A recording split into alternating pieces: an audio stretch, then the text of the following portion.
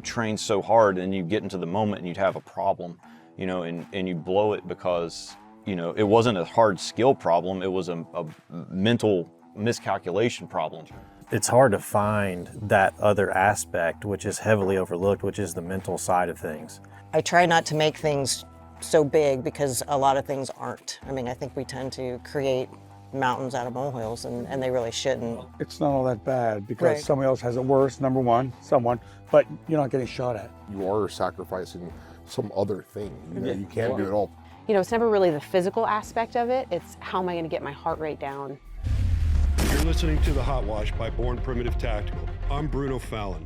I've spent my 4-decade career in some of the most elite units in the United States Special Operations community, where I learned that elite operators aren't made overnight. They're forged through hardship, discipline, and relentless drive.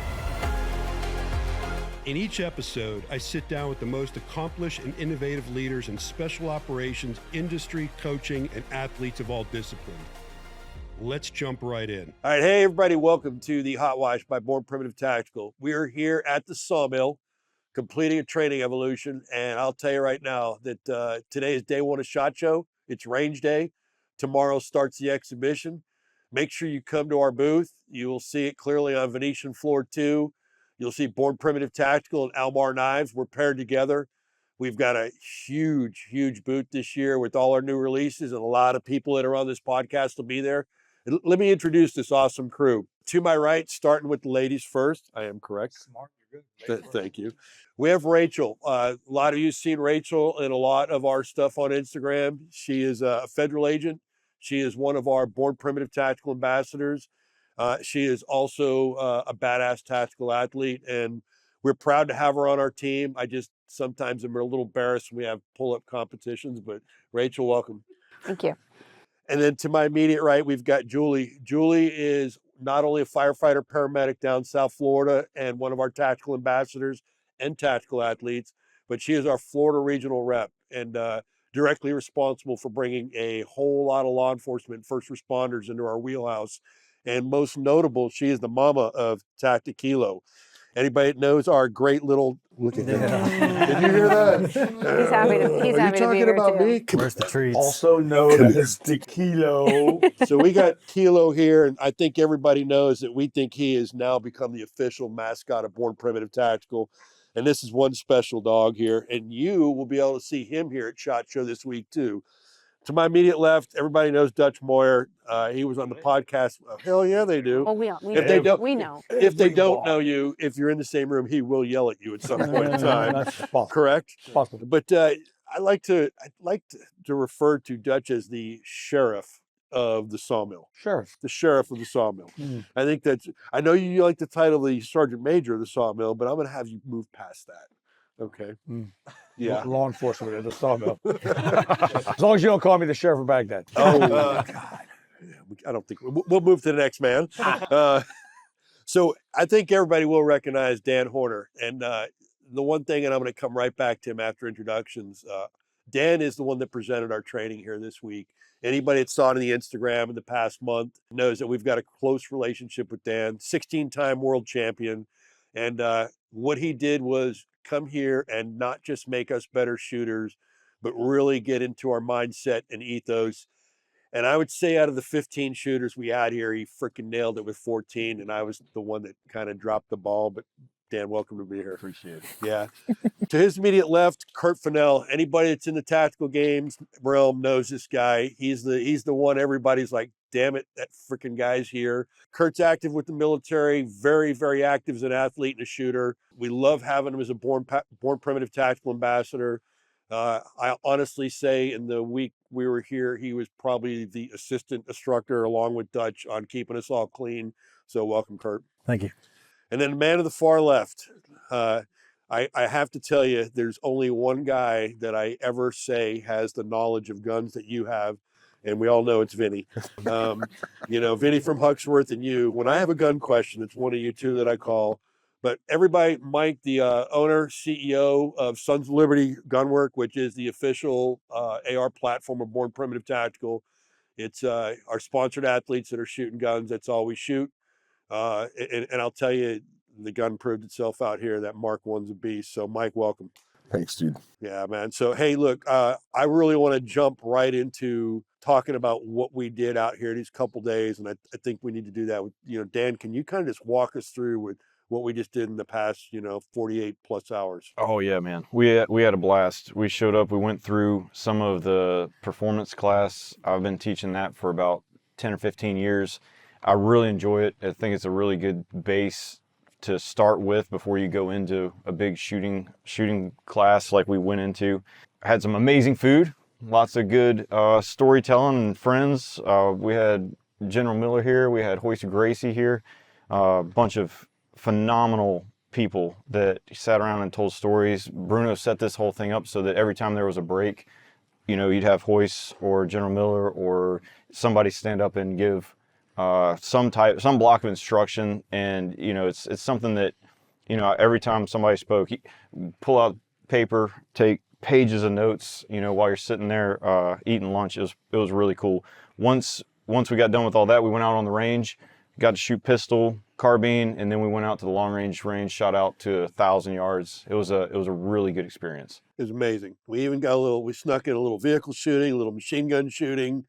I think Hoist's son, Kadon, did a rappel off the rappel tower. So a little bit of a 48-hour adventure moment. Was there a flamethrower? Flamethrower? Was there a flamethrower? Yeah, there was a big damn explosion behind that armored vehicle today. There was a big explosion. Right? Was there not a flamethrower? I don't remember if I saw the flamethrower. Is that how we're going to light the cigars I thought after there this? was a flamethrower. I thought. We get a flamethrower next time. But I didn't see one. We had one. Oh, okay. We lost the flamethrower? No, I don't know. Okay. So I was down on range 1. You were teaching on the long range. I was on 1. So That's right. the flamethrower might have been around. I know that we're supposed to have the flamethrower, and I don't know if we got to it. So that's on the next list. Okay. There's still time. Maybe. Also true. There's still time. And Did it you looks hear that, cooler. Kurt? It looks Kurt says cooler. there's still It looks time. cooler at night anyway. So hey, it is a flamethrower. Dan, I'll tell you right now. This is not a promotional spot, but it is. For anybody that has sat and listened to you, if you never even pull the trigger, you want to talk about a mindset ethos coach, this is the man for human performance. And you know what, a human performance guy, I love it. It's like my niche. It's the only thing I read about and stuff nowadays. And I really loved how you set the stage that your first 2.5 hours had nothing to do with trigger pulling and everything to do with trigger pulling to get the mind right to go into competitive shooting. It's something that's very rare. There's not many people that do that and teach how to shoot in the move and competitive shooting. So thank you for that. Absolutely, man. That's something that I really have a big passion for. When I was at the Army Marksmanship Unit, we had all these great athletes there from a wide variety of shooting sports, and I got an opportunity to sit down and talk to them, and I realized that we had tons of answered inside of that tiny community on a lot of this human performance stuff, but none of us had really put it all together in a package.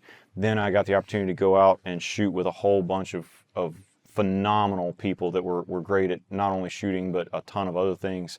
Picking the minds of people like this, and you get a little tidbit from this guy, and a little tidbit from that guy, and you kind of start putting it all together, and then you bring it all back to your buddies, pass the information out, and you just see everybody improve. That's what I love. And then I left the Army Marksmanship Unit, and I work with Sig Sauer. Literally last week I was up there, and we went through that whole course that we all went through with the entire engineering department, and these guys. So that's what I love, finding something that's applicable to not just anything, shooting, but something that can really help a lot of people do better at whatever it is they're trying to do. In your journey with that, so you joined the AMU when you were 19. 19, so you didn't know anything about mind superhuman performance yet. Nothing. So what inspired you, and then what authors, you read something from someone, right, to start the whole process? Kind of the staple at the Army Marksmanship Unit is With Winning in Mind by Lanny Basham. He was there for a very long time. He's in the Hall of Fame there, and we honestly, they don't even make us read the book. Everybody that goes there wants to read the book, so you don't even have to suggest that somebody reads that particular book. And it is a very good book. He shoots something that's a lot different than what I do, so that was a good foundation, and then we kind of grew from there. Cool. Yeah. Bless you. Kilo. Bless Kilo. you. No, hey, one of the things really cool. You were telling the story. How old were you when you first started competitive shooting? I was 12. So 12.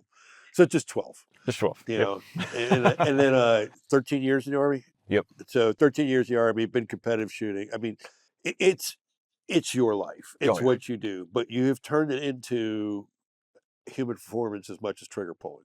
That's the difference. We have had so many people come in and teach us the mechanics, but not the big why and not the big picture. And I think, Well, I just got tired of going to the range and training, and I could do everything in training. It was just when it came to the application under stress that if you train so hard and you get into the moment and you'd have a problem, and you blow it because it wasn't a hard skill problem. It was a mental miscalculation problem. no, and what I saw and what I thought was the secret sauce was the different levels. Like, by far, Kirt is a very, very established long-range rifle shooter and a competitive shooter, and he was taking notes from you. And then I saw you working today with these two ladies, and Rachel, who has competed in the tactical games, made it to nationals, is a federal agent, knows her gun, has been on her gun for a while, and I saw you two. What's that? Symbiotic. I saw you two working together today, and really you went to another level today, didn't you? I did. I mean, I haven't really shot that past 600, and Dan's wife, Candace, was out there just down on the ground with me, just coaching me through how to get past 600. We should have an 8 seat. We should have Candace here, because Candace, you came and earned your steak today, so thank you. She's off camera right now, but for those that don't know, and Candace told some of us yesterday the story of how you met. Mm-hmm. Yeah, and I love it. I think my favorite part of the whole story was when she didn't realize you were the reigning world champion and you were just some dude that she was interested in, and then did the Google thing. It was like, oh. Did she tell you about our sniper competition? Yes. Yeah. Oh yeah. That's a great story. So we So then moving past that, one of the concerns I had is Julie's a career firefighter-paramedic, and we set her up, Mike set her up with a really badass 14.5-inch Suns with a Night Force on it. I mean, it's even got the thin red line on it and everything, black multi, just a gorgeous shooting gun. And it literally was put together, and we had maybe 100 rounds through it that we got before here, just enough to make sure the shit was mounted right and the gun functioned right. My silent objective, besides this great thing today, was to leave with her confident in this gun. And I just remember leaving that long gun range and transitioning from 2 to 4 to 6 to 6 to 4 to 2. And all I heard was ding, ding, ding, ding. So you killed it. Dan helped. He made it easy. But you're the one pulling the trigger. And True. you know you're dope now in your gun. And you're going to leave here. And I'm going to be very cautious so she doesn't punch me in the face. But she is going to be competing in the Patriot Games. And I think she's going into that evolution with a gun that she now trusts. And that's the big thing. I don't know about you guys, but if I don't trust my gun, I don't trust my parachute, fucking that puts that edge of doubt in there, and that's not good. She's going to go in there now. This is the funny part, Mike. When we built her the gun and gave it to her, kind of being the dick, I was like, here you go. If you fuck up, it's not the gun, it's you. Right? Because, I mean, the thing is a work of art, right? And I mean, I shoot the same gun that she shoots, but without you, I mean, how do you feel after today? Pretty. No, much more comfortable. Yeah. I mean, it took her all of 15 minutes to start shooting 600. She laid down. It was like, hey, here's what you do. She's like, oh, just hold here? Yeah, got it. Oh, just all this? Yeah, got it. Whack, 600 yards. Do you realize I was on my gun and I was shooting at 400, and I'm like, and then I hear you guys are at 600. Like, well, he's like, let's beat him. Let's beat him. He did. I heard you shift to the 6. Yeah. I'm like, let's get on it. And then I'm lining up on a target, and I freaking see in the corner of my optic, you're one target over. I see ding. I'm like, you're fucking kidding me. She was So there was no pressure whatsoever right there. Then you left her skilled. Yeah. And I just walked up and said, put a mag in, and transitioned her out, back. I mean, I have it on video, and she didn't miss a fucking round. And I'm thinking to myself, game, set, match. Here we go. So well done, you No two. pressure going forward now, right? Well, wait a minute. Now this one, This one did bring the reality into it. When she was banging the 400 and 600, he goes, now you have to just do it after carrying 100-pound sandbags. That's right. So, Yeah, baby. No, masters, 80 pounds. Yeah. Yeah. Well, I saw her do the 150. So that Yeah, 100, easy. we that have 100 is video gonna be of easy. her carrying a 150-pound bag back and forth Oh, in the yeah. gym with about 10 of us dudes going, Oh yeah. fuck. She's like, "Can I try that?" I'm like, Yeah. and I was like, all right. The Yeah, washer, I was well, like, this well, is- what the? Yeah. This is the same lady that we did ropes down in Palm Bay, Florida. And I'm like, well, she went right up that rope pretty fast, so I'm gonna just go up with no freaking feet. And I get up and come down, and then what does she do? She goes up it with no feet faster. I know. So I'm like, I just need to turn the man card in and freaking haul ass. But anyhow, Kirt, you're again very highly experienced guy. We had a few out there with us today that are off camera, not here. I mean, even talk about your gains you made with him today. Oh yeah. Well, I mean, like, I was looking forward to the shooting. Obviously, I enjoy shooting, especially when I get to shoot with someone like as talented as he is. But for me, you know, the mental side of things is where I'm trying to find the most growth. You know, I can go out and shoot well. The physical aspect of it, I can go into a gym, I've got a good program. But it's hard to find that other aspect, which is heavily overlooked, which is the mental side of things. And so I've heard about the program that he's had now for a little bit about your mental side of things. And so I've always had a real interest in it. I've got a book that I'm reading about some of that stuff now because, you know, now at the elite level, I've been going through some of those ups and downs, right? So, you know, obviously what happened at Nationals was a huge, you know, blow, but, you know, learning how to deal with those things and cope with those things, and now getting to go through like what he put us through and putting some of those pieces together of that puzzle of it's more than just showing up and being the physically best or the best shooter, right? There's another component to it that if that's missing, yeah, you might get lucky because you just shot well that day or you were able to manipulate the sandbags better that day or whatever it may be. But if you can come together with that total package as far as the mental side of things, man, it really takes you to another level that makes it very hard to beat you. So that was a big part of this for me. And I was pretty excited to get a hold of it. I think that's key. And when we get down to the Patriot Games, so Patriot Games are January 31st in Homestead, Florida, just south of Miami. Jesse Nirvana's it's already sold out. We're running a tactical athlete shooting clinic the day before. And I've got Jonathan Menacall, one of our ambassadors, that is a competition pistol shooter, masterclass, very good on a pistol. We got Kirt, and we're bringing Blake Cook in too. And I kind of was starting to read these guys into the training program I developed, and I got here and I've already changed it. But it's, to me, the biggest aspect that I see at that level is number one, they don't have their head in the game. And number two, they don't understand the whole cycle of from gear prep to the mechanics of the gun, to target ID, to target prosecution. So that's what we're going to work on. It's literally going to be a no fitness, no stress, mechanical, let's get you shooting better. So when they induce the stress tomorrow, you at least have done the ultimate tune-up. And I think it's going to be a huge hit. And we're going to put people where their strengths are. So obviously I'm going to have Kirt over on the rifle and we're going to be doing different stuff, but they're going to see the operator readiness test and LPRES until their head's ready to blow up with some barricade work. And I think a big part of it too is like, you know, and I talked to you about this, is like, even when I show up to the line, like I've been doing it for years now, I still get that anxiety. I get those, I get the, you know, the butterflies in the stomach. So, and I talked to him about this, was like dealing with that. Like how do I take that and turn it into like anticipation, right? Yeah. So, you know, relying on the training that I've had, relying on things and relying on the game plan that I've developed. And if we can take a little bit of that for them, because, you know, if it's your first time showing up to one of these competitions, you're going to be nervous. And if you don't understand how you can manipulate that to your benefit, it can actually be to your detriment. So having a little bit of that as well thrown in there, just like, hey, look, you know, have a game plan going into this stage. You can all see the stage before you get there. You know what's going on. Like, have a plan and just trust it and take some of that anxiety and turn it into that anticipation and have a little faith in your capabilities and what we're going to teach you. And I think they'll have a great time. I know they will. I'm really looking forward to it. We are fully invested in the Patriot Games. Julie is our Patriot Games rep. I'll tell you, when she first exposed it to me, I went and looked at it. And for me as a business to have to buy in, I have to be really comfortable with it. And I really fell in love with the couple running it. I was like, these people want to achieve something.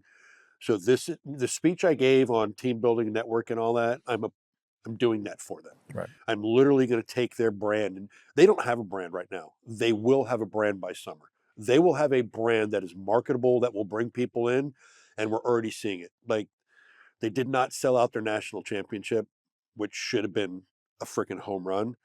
This one that's in Miami has 3 times the athletes and is already sold out. And our shooting course sold out in less than 12 hours. Right. So that tells you what's going on. Mike, I want to bring you into the conversation.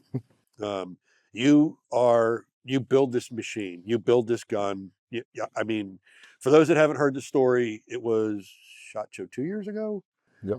2 years ago, me, a couple of guys that I roll with that are team guys, one of them and one of my employees, we get invited to shoot the Sons of Liberty Mark I, which nobody knew about back then, pre all the hype and everything like that. And I have to tell you, my mentality was, great, another fucking AR, but the guys were so nice that I was like, let's go do this. Let's go shoot their gun. So we went out there, and it was actually still prairie fire back then. It was not Staccato Vegas. And I remember there's a dust storm going on, and I think the range was like 150 or 200.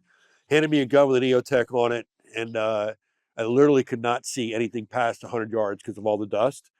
So I just shouldered this gun, and I was like, boom, boom, boom, boom. And I was like, what the fuck? What kind of voodoo's going on in here? What did they do to this? And then I shot 2 more rounds, put the gun on safe, and lowered it. I could see all the Sons of Liberty guys going like, and then I just looked over at Kirt, not this Kirt Gamachet, and I'm like, Kirt spun around to me, and he's like, dude. And we shot, I think, 4 mags each after that, because we wanted to validate in our minds what was really happening. And to give you the optic, shoulder fired, and I actually went down to the prone too, but shoulder fired, 100 yards with an EOTech, nothing, no real heavy optic. The optic never came off the steel. There's just no recoil. If you were doing recoil management properly and everything like that, I was like, holy Jesus. And it was just smooth. And then we started talking about how you built the gun, why you built the gun, the mechanics of it, and we were sold, and we've been running them ever since. So you got some cool stuff coming out, but congratulations on winning the SOCOM contract. That's a huge feather in your cap, and I think that, from what I understand from Nate, that the sales may have started going up a little bit after that, right? Yeah, that was that definitely had an impact. I think that gun is, at least it has been historically, when we first kind of introduced it to the public, it was kind of misunderstood, as to what it was. Everybody's used to like the kind of the whiz bang. It's new for the sake of being new, and that's kind of how the industry. That's the trend, right? But that gun was built originally kind of like for a pretty specific niche. It was built to solve a lot of problems, a lot of real problems that have been observed over by a lot of people for the last 20 years, right? As far as how cables are routed or fraying or, corrosion resistance, just shootability, weight. Yeah, there's a lot of stuff, carryability. And there was we had to fix a lot of things or improve a lot of things, and then also preemptively make it ready for the next 5-10 years of what's happening in small arms development, which is really exciting. We're in a renaissance period right now, right? So now that the gun's been introduced, and I think like the word getting out, that was a hell of a good validation for the, it's not just another AR-15. And then I guess the awareness around the little problems, little nuanced tweaks in form factor and stuff that we solved, developing a gun that was legitimately like built from the ground up to incorporate all the visual augmentation systems that are on it, right? Because that is the lethality of the platform, right? Being able to put all that stuff on there in such a way. So yeah, it's been an exciting couple months. Yeah, it's amazing, and I think the crew you have, Nate, your CEO, Sean from marketing, all that. You built a first class team to grow, and we talk about it all the time. I mean, Born Primitive and Sons of Liberty are rocket ships right now, and that's why we're such good business partners, because we're going hand in hand and we got each other's back. But one thing I'll say for sure is that the winning of a SOCOM contract, for those that are not in the SOCOM community, if you don't know what the actual testing to win that contract is, the amount of rounds that go through, the environmental conditions, the fact that thing has to go in salt water and come up on a beach, the thing has to be able to jump, all the things that are not just the gun vault fucking baby that sits there. It's a huge statement, because one thing about SOCOM, and having spent 40 years in it, and Dutch, please chime in here, when we don't like something, we move on, and the money's there. You know what I'm saying? So when we find something we like and we lock into it, that's a statement. There are parachute companies that build a really good parachute, but they don't build the one that we want. So we pick what we want. So congratulations on that, man. Yeah, a lot of that's operator run, really. It's ground up stuff. Some of those agencies are allowed to have inner workings that, I know you're aware more. I'm just trying to dance around it a little bit, but they got guys that work there that are operators, and they come up and they have their own shop, and they say, oh, what would you like? What would you like? What would you like? How do you want to run this? And then obviously you provide a piece of equipment. They screw around with it and say, oh, how about changing this? How about moving that around? And that's always that's a cool thing, man. There's really nothing on that gun that's arbitrary. I mean, every little feature, every cut, every bit of fencing, the geometry on things, it was all in there for a really specific purpose. And I've never done this job. I don't have firsthand experience of why this stuff is necessary, but I'm also not dumb enough to ignore like suggestions, or listen to feedback. And like the stuff that people don't see, people see the Mark I now, they see the contract awarded, they don't see like the piles of steel we destroy, like really exotic materials and stuff we destroy trying to get heat treat right, or how many like geometry changes there were on like a trigger guard or something like that, to just keep tweaking that and to what's become. And then once we hit that, then like the learning curve really accelerated for. It just kind of compounds the stuff that we're doing now. It's pretty neat.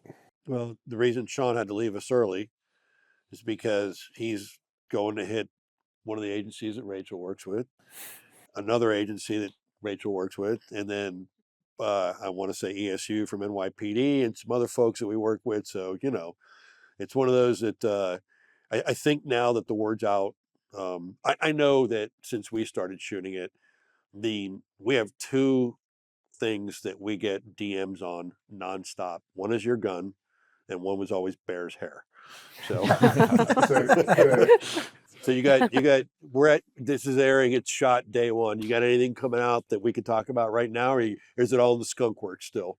No, I mean, obviously, like the Mark I was never just a rifle. The Mark I was basically an entire suite of technology, right? So when we were experimenting with different coatings, platings, things like that, there was stuff that was optimized for a maritime environment. There was stuff that was optimized for other environments, and like we had all this tech that we put it into a specific package for like the original like contract we were competing for, but all that stuff that we developed is sitting there waiting to go to market. And we like the Mark I might be iterations of the Mark I family, maybe a Mark II, in different calibers and different applications, and filling different needs. So just we were kind of having the way back conversation. Let me just tell you that when I came in, we were the gun of choice for our community was the XM177, which was a very, very cut down version of the Car 15 that we were shooting, that had like a 5-inch flash suppressor on it and a 10.5-inch barrel on it. And we knew nothing about ammo. We were shooting 55 grain full metal jacket through it. We didn't have lasers on guns. I look at the progression of equipment and guns and stuff since I came in. And I'll tell you that if you'd gone in a time machine and handed me a Mark I when I first came in, I think it'd be like going back to Thermopylae with a frickin' M240. I mean, it was just, you have to understand the progression of weapons and how, I think we were talking about ammunition today. Oh, yeah. We did not address ammunition in the SOF community until mid-90s. We really started talking about, but we didn't know what we didn't know. And I don't think ammunition took its hold until 2010, stuff around there. And we're still learning. We are. I mean, we were learning today. You had your chrono out and we're like, oh, so, We are getting ready to take the next step, though, in ammo. Yeah, well, I think the high pressure stuff that's coming is... It's the difference from going from black powder to smokeless powder. Yeah. We're taking that next step. as the whole firearms community is going to just leap forward very soon. These heavier bullets that shoot so much faster, and it's just going to change the game. I mean, we were talking today about just the difference of why a 77 over a 55 and what it does. I mean, we're getting ready to take the huge next Yeah, we're step. getting ready to go to shooting 77s at 3,500 feet a second. Yeah, which is going to be insane. It's going to create another new problem for Huxworth suppressors, but Hate to be a steel manufacturer. oh my God. Yeah, I mean, I would put, like, I think what's happening right now in small arms, I would put that up with any other milestone in firearms history, like you mentioned the rifle, and you're saying smokeless powder, repeating arms, you know, like what's going to happen very, very soon. It's happening fast. It's already happening. That is it's the next leap. And it's funny how Federal released the 7 backcountry, right? And I was reading through all the comments online, stuff that people talking about it, and it was kind of dismissed, or it didn't have like the impact that I thought it would, right? But I think it's because the commercial market doesn't understand what that technology is, right? And if they're releasing like that cartridge to the public at 85,000 PSI, well, it's probably because they're being really conservative with the actual yield strength might be, you know? So it's an exciting time, and you're going to start seeing, I think, guns get shorter, optics get shorter. I mean, you're going to be able to achieve necessary velocity in shorter packages. So everything, I think, is going to start shrinking. So it's not just the guns, it's everything that goes along with it, you know? Yeah. One of our buddies, probably, I guess it'd been about 6-7 years ago, they had the SIG 3-piece case. I was still in the Army. They brought it up to me, they showed it to me, and I was like, what's this? And they're like, we can shoot this thing at 90,000 PSI. And I'm like, what? 90,000 PSI. They handed me like 30 rounds. I'm like, what can I do with it? They're like, whatever you want. I'm like, all right, cool. So I took some 308 brass. I took it home. I necked it down to 260, stuck a 143 ELDX on that thing, and started shooting 260 at about almost 3,300 feet a second with a 143, and it shot 3 inches at 500. And I was like, gentlemen, I think we're on to something. Yeah.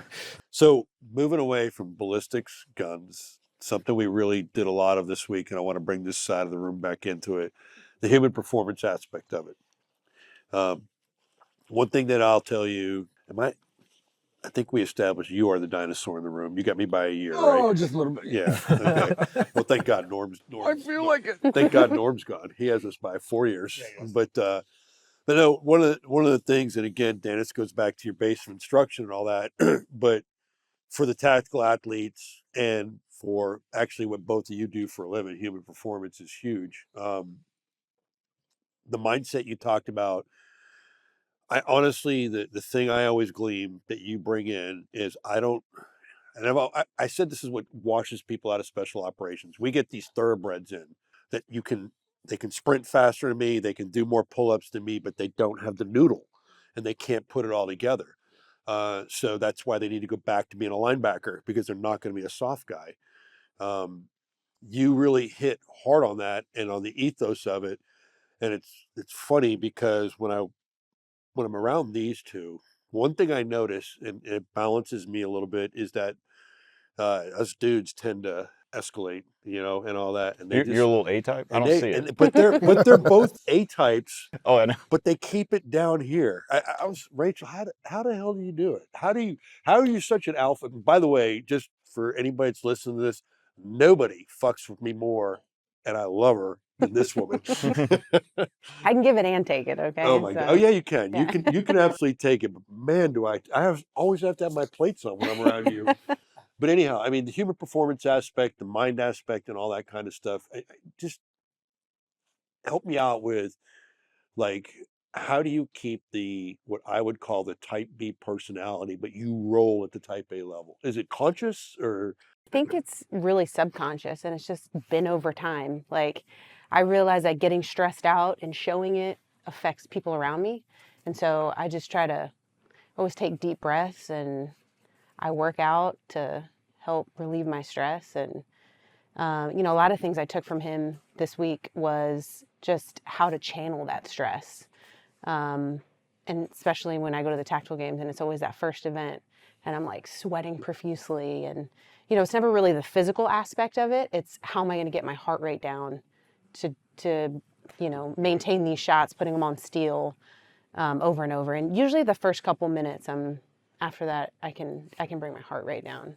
Do you guys both think, I mean, Julie, you've been a firefighter paramedic for almost 3 decades. You're both in high risk jobs.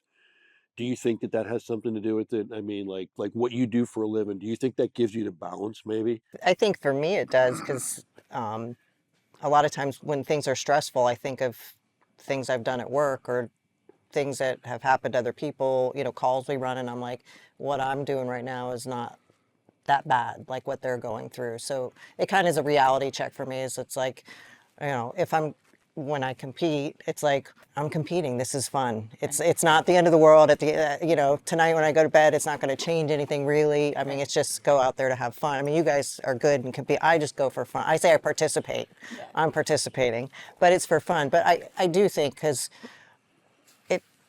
I try not to make things so big, because a lot of things aren't. I mean, I think we tend to create mountains out of molehills, and they really shouldn't. I love that. And what you said too, it's not all that bad, because Right. somebody else has it worse, number one, Yeah. someone, but you're not getting shot at. Yeah.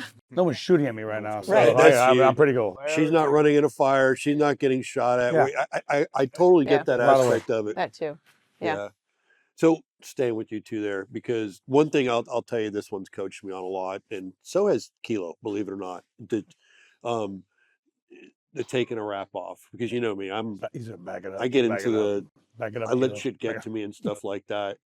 You guys are masters at it. You guys are masters of not. This one here has told me, like, with just body language, like, just fucking calm down. You know what I mean?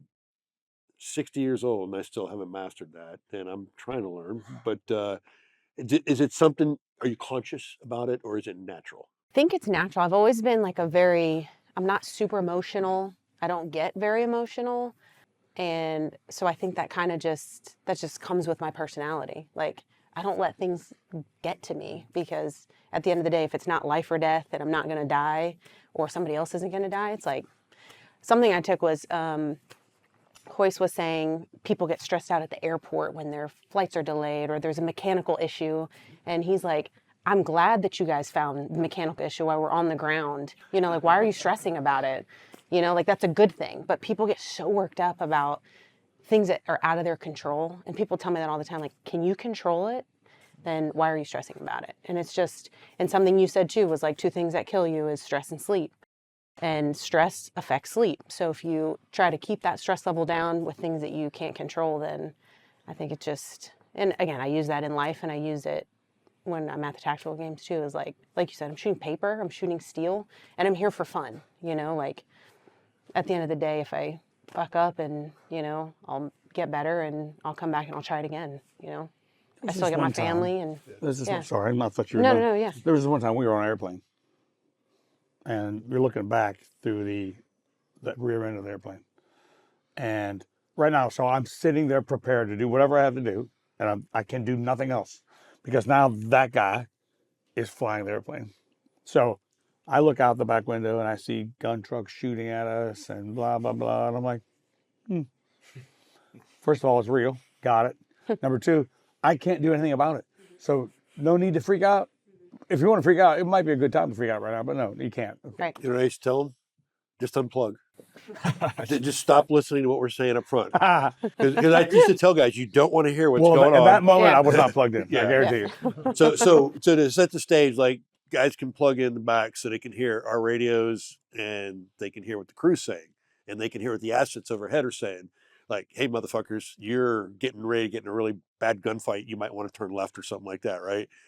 But I used to always tell these guys, when they start hearing the steel hit the aircraft, get behind the gas tanks and unplug. I got you. Or not, and it will be okay. Well, I proved a couple times to him I had him. He's still here, right? It worked out. It worked out. But the whole thing is, to me, right there in that moment, right? I'm a bus rider. I can't do anything about it right now. It's got to be somebody else. Double-headed dumpster. Fix this up, so. Yeah. No, it's something you said, and so I think there's 2 sides to the coin. I agree with everything you're saying. That's another thing I have not mastered. But I also know that personalities like maybe me and this guy have, I know that when we used to do our old jobs, you fucking need those personalities, because those personalities can walk in a room and brief a fucking target. And I'm going to tell you something I've done multiple times. We have had targets that when I saw, we called it the cop, it was the complete picture, the battlefield, in a national mission. And I'm like, I don't think we can do this, but I get paid to do this. And everybody in that room was convinced we could do it. And I was the only one in that room that had doubt, and I'm the one leading it. So, but you get in front of these people, and it's no different than Tom Brady being down 28-0 against the Atlanta Falcons and walking down the sideline and going, we're going to fucking win this. And guess what? You will people to do things. So, are you a Atlanta fan? Well, I'm from Georgia. That was a painful moment. Okay. It was absolutely the best Super Bowl I've ever been to. It was really good. It was, and I'll tell you right now, I was sitting with nothing but Patriots buddies, and every one of them had their head down, and I said, we got fucking Tom Brady. I know. I know. That's what I was saying the whole time. I was like, this is not over yet. This is really scary. The best part is when your owner came down the sideline at the beginning of the fourth quarter. I was like, that's what the Patriots need to see. They think they've already won. Yep. Yeah. No, they sure didn't. Anyhow. So hey, let's keep on the human performance, but I want to. Yeah, a funny story. We're talking about human performance and stress management and all that stuff. I tell you what, I did not anticipate how stressful it would be to give a human performance class with Hoist Gracie sitting in the audience. I have never looked out and been like, God, please don't let me screw this one up. I have a good story about you. Where was your first ever podcast? It may have been. It was. Yes. It was. Candace was there, and I remember we went up to, we had the suite set up in Vegas at SHOT, and you looked at me and you're like, I think the question was, I don't have that good a memory, was, what exactly do I need to do? Yeah. And I'm like, sounds right. I'm like, you need to forget about these cameras. They don't exist, and it's two guys talking.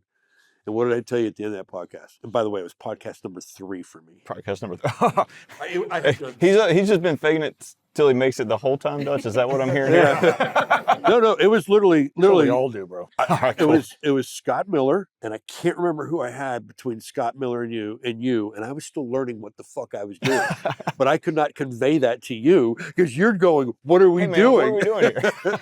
And I'm like, "This just dudes." My thing was, it's just two dudes talking. Yeah. And you crushed it. That podcast is one I still send to people that when they want to know about ethos and mindset. Yours and Miller's podcasts, like 1 and 3, are like 2 of the best mindset podcasts I've ever had. But the one thing I will tell you, do you remember the conversation we had afterwards? We were kind of sitting there debriefing. Do you remember we talked about the balloons for? Oh yeah. 45 minutes. Man. I was like, talk to me more about the balloons. We just touched it in the podcast. I'm like, talk to me more about that. I really like this analogy. That's one thing because I'm going to use it. Yeah. But think about it, man. Think about how that gives you the visualization of, I have 50 important things, and I put 2 up here, right? And I got 48 down there. Yeah, especially, yeah, especially in like our sport, there's, you have the physical side of it, you have the shooting side of it, and there's so many components to each one of those. You have the pistol, you have the rifle, then you have everything else in between. You can't just be a strong guy. You can't just be just a runner. You have to have these balances. So there's all these balloons that we have to manage constantly. And if you neglect them, I need to work on just pistol. Well, now this suffers or this suffers. So I've never really thought of it like that. And it's an incredible analogy. Can I tell the story for the, please? Yeah, but one thing I just want to say is we were supposed to have one of our athletes here that had to pull off the last minute, Janae DeCossum, 3-time Tactical Games Elite National Champion. She just won again. Mm-hmm. And then one discussion you and I had, and tell me if I'm remembering this different. We watched Janae at multiple stages. And I took 2 things out of it. Number 1, she doesn't miss a shot, and she is outperformed physically by 1 or 2 people. But because she doesn't miss a shot, she is never behind, and she just keeps steady keel, and her look at her face is like, no big fucking deal. I'm just going. And then you're watching these people hustle and throw bags and doing all that, and they're getting ahead of her. But then she shoots, and they have all their penalty rounds, and she's back in front of them again. And I learned so much from watching her of just sheer confidence. Take the confidence, take a wrap off, and shoot good. Yep. And so I love watching her too, because you can't tell anything from her face. No. And something kind of that Dan said too is like she goes in with a plan and she sticks to her plan. She doesn't allow other people like to push her faster. You know, like some people, they're like, oh my God, they're beating me, like just in pure She's got the blinders time. on. Yeah, she's like, I'm in my lane. I came in with a plan, and if I stick to my plan, and she has a great head on her shoulders, and yeah, she's. Yeah, I mean, when we watched her, we were like, okay, I guess this is the way to attack this, because she She was so chill, Yeah. just doing her thing. like beyond chill, right? Yeah, Yeah. And it's impressive to watch. Yeah, I think that's it one is. thing that's underappreciated. A lot of coaches, they'll say, hey, play your game, shoot your, whatever it is, like do your thing, play your game, right? But what they're really saying is like, stay within your capabilities. Mm-hmm. And if you stay within your capabilities, you're comfortable. It's just that we get into those environments and we feel like what's required is more than we're able to give, because until you get to the top, it is.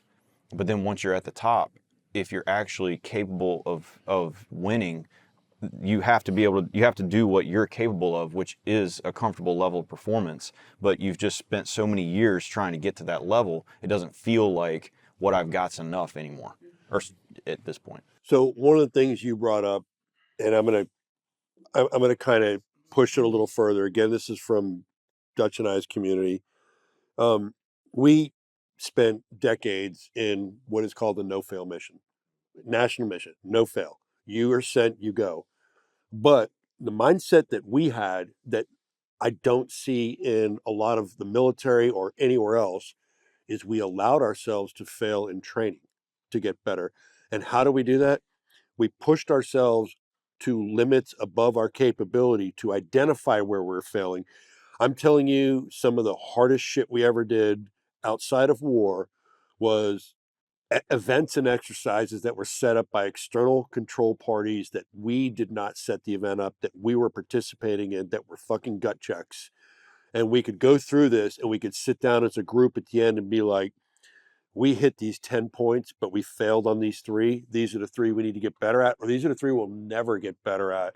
And we learned from that, but we were allowed to fail in training. One of the things you were talking about was trying new shit in your training, pushing yourself to the limit and finding out where that wall is and staying inside that wall. Because most people say, well, I went right to the edge of my capabilities. It's like, well, until you go past the capabilities, you don't know where that line is. You just know you're further than you've ever been. Right. So you have to go actually past your actual capabilities to a point of failure to know where that line is.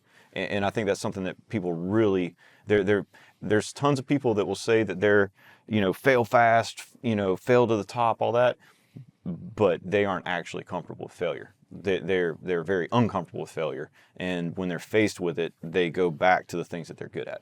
You gotta have a system that, whether it's external or internal, that captures the failure and is a good hard debrief on how to either never attempt this again or how to fix it. Go around it. Yeah, and sometimes you hit a failure point that there's no way you're going to ever achieve the goal. I think it was T-Mac talking about the 4-minute mile the other day, and that once it was achieved, it became the target. And then all of a sudden, a bunch of people did it. But until that point, it was impossible.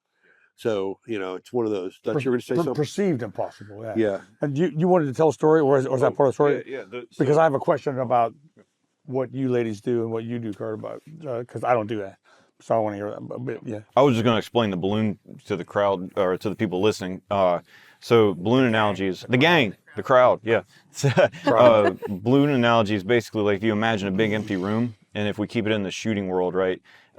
Now you go into that big empty room and there's a bunch of balloons, and on the balloons are all your skills. So you got pistol draw, pistol reload, rifle, recoil management, long range rifle. There's hundreds of balloons in there. My job is to go in there and get better, right? So I go in there, but I've only got 2 hands. So I can only bat up like 1 or 2 balloons at a time. So what's happening to all the other balloons that I'm not touching? They're all sinking.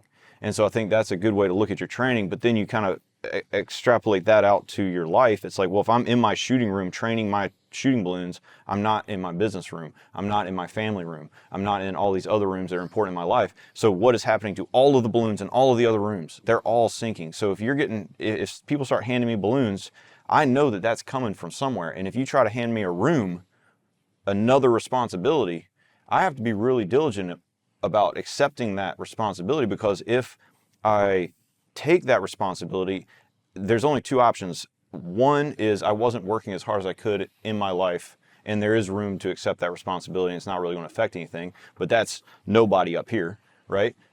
The other option is you hand me that responsibility, that performance is coming from somewhere else in my life. So when I accept that responsibility, I have to also accept that I'm going to degrade performance somewhere else in my life. It's impossible to keep everything at the same level. When you do what you do in the games and stuff, and we talked about what's her name, the 3-time champion? Janae. Janae. So because she's so stoic, because she's so laser focused and or blinders on, you added a cool sound effect. I can't do that.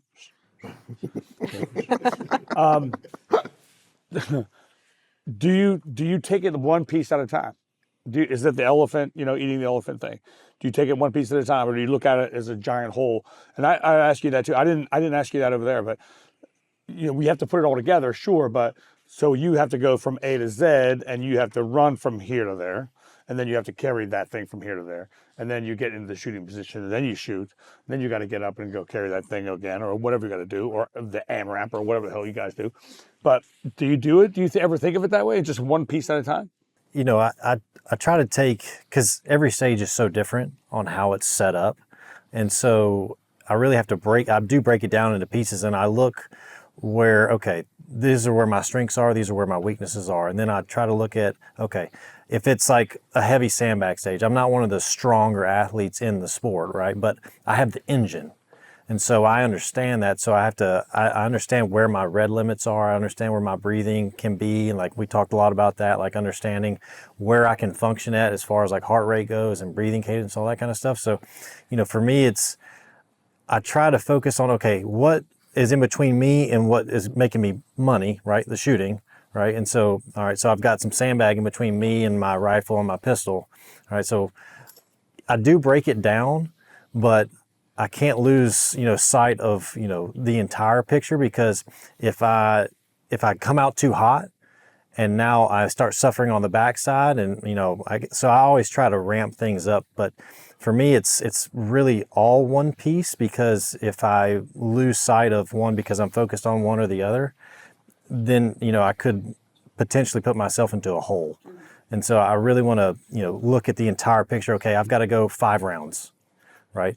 I know that this is going to be physically challenging because I'm not the strongest athlete here, but I have the engine, so I need to just find that rhythm to where I know I can keep doing this the exact same speed. And typically that's worked really well for me, where athletes will come out hot and then they'll peter off, and then that's when I end up catching. So consistency is also Consistency. very cool. Yeah, I would agree with that. Same. I mean, what about the elephant thing? Did you break it down in your you break it down in your head, even one piece at a time? Yeah, and it obviously depends on the event. And maybe you break it down round by round, but usually like in some events, the rounds are the same, right? It's like sandbag, and each iteration, maybe if you make it from here to, halfway point, that equals a point more, right?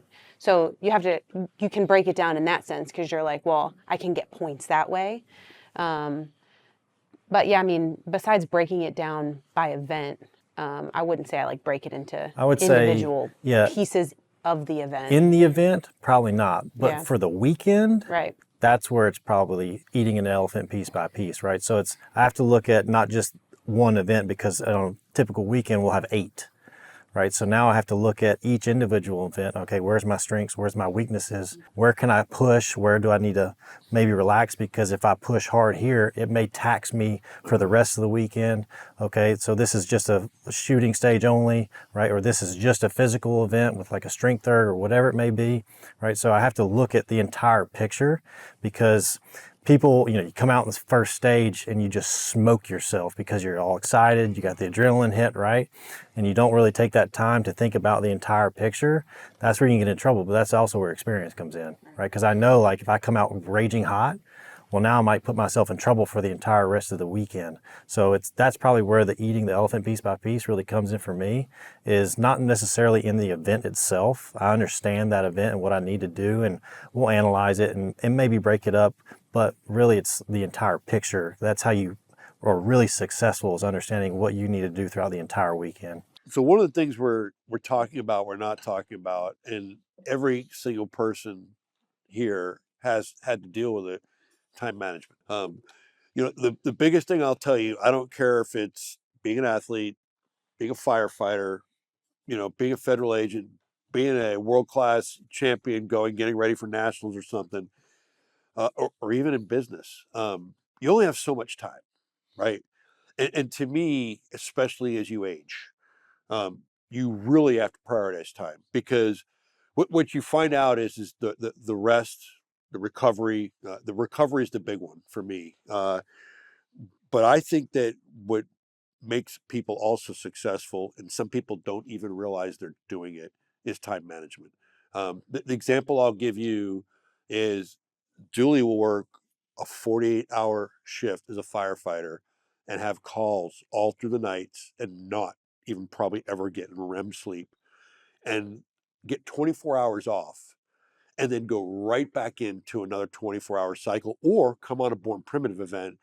And I say to myself, when you're looking at recovery, mind reset, and all those kinds of things, there's no fucking book that supports that's achieving it, right? So what do? Where do you just stop and take a human performance break? Where do you she's the master of taking a nap. I didn't get a nap this whole week, I'll have you know. I know. The whole time I was here, I didn't get one. I know, and Neither did he. He's sniffing the barrel. Yeah, poor Kilo is like, why are we not sleeping right now? But no, it's Why a you great flagging point, me, though, bro? because that nap is your reset, right? And you're used to that nap. So, and you've done great working around it, by the way. So thank you. But you guys may not even be at the nap stage of life right now. But let me tell you something. Naps are great. Nothing better than Let me tell you, one of the world's greatest athletes, Michael Jordan. If you talk to him about his best performance, Arnold Schwarzenegger, the other one, their best performance ever was somewhere between a 40 and a 60-minute nap, with a 1 hour period before the event after the nap, and their best performance ever. And I mean, if you don't take it from those two guys, right? And it's just the reset that the body gets. There's something to be said, if you go into the science, about going too long. An hour and 15 minutes is too long. 35 minutes is too short. It's right at that 55-minute mark of getting into sleep. Everybody knows I can't shut this down, so I have the problem with it.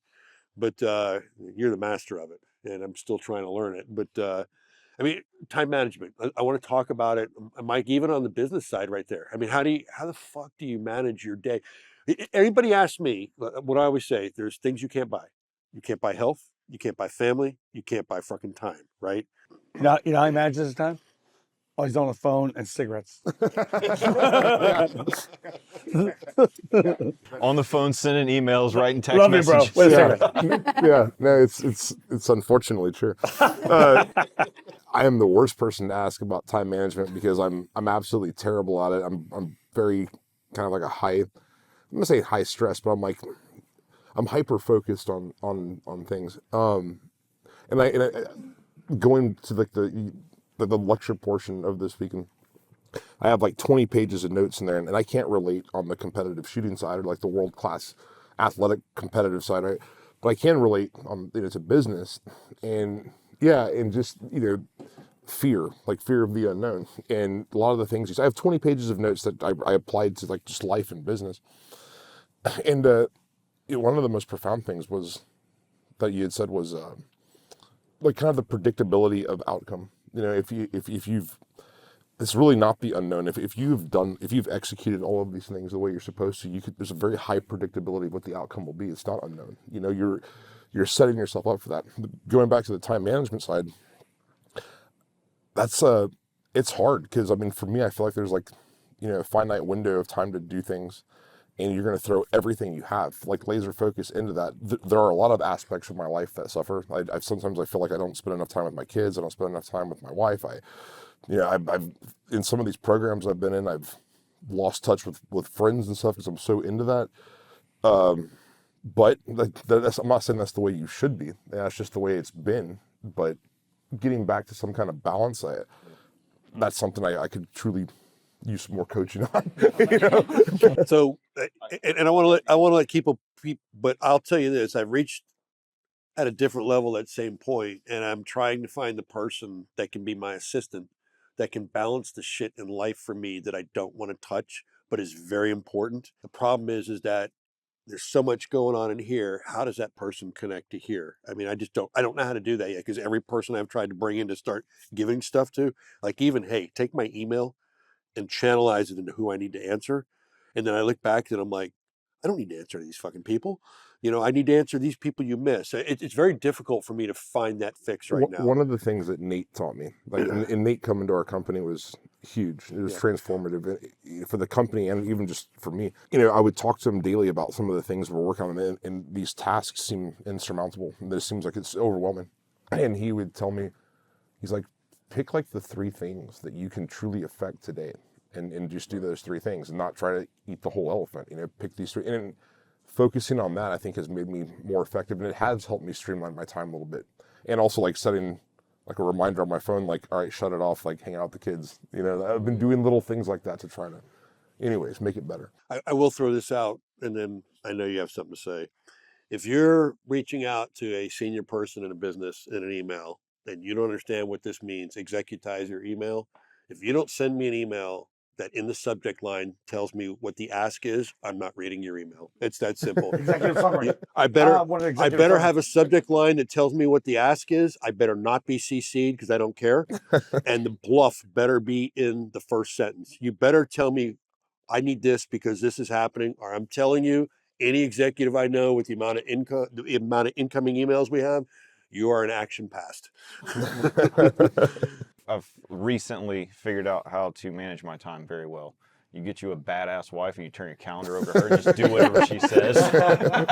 Can I hire her too? I think we might. Because that is my biggest struggle. Like time management, to your point, it's like if I'm doing something with business, I feel like I'm letting the shooting fall, or more importantly, I'm letting the family and kids fall. It's the balloons, right? Yeah, I'm doing something with the kids, I'm letting all these other, it's like you're constantly pulled in a million directions. Mike and I have had this same conversation. I'm a 2-time loser on trying to pick that person.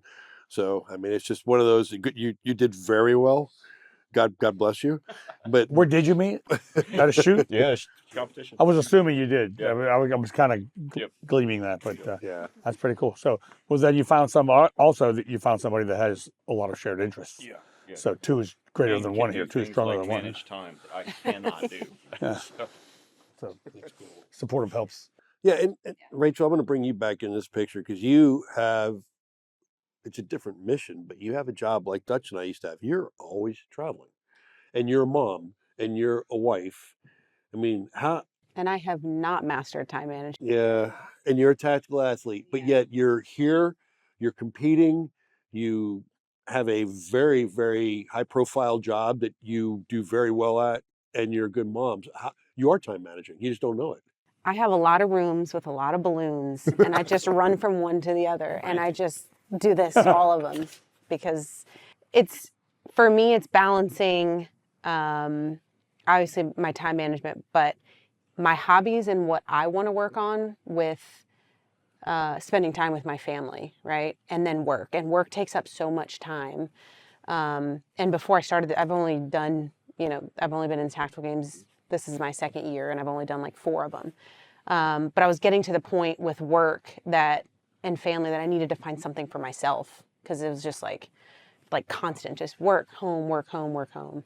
I think that's telling me BP Tactical's not giving her the... No, they are too.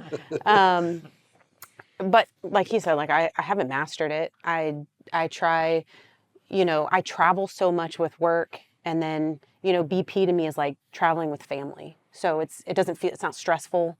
I love coming to do events. And then writing everything out on a calendar has helped me tremendously. Like I have to see things. I'm a visual learner. And so when I can see how my days are filled, it's easier for me to just get through it. And I don't know if you ever do master time management, right? Especially type A personalities that you want to pour everything into one thing.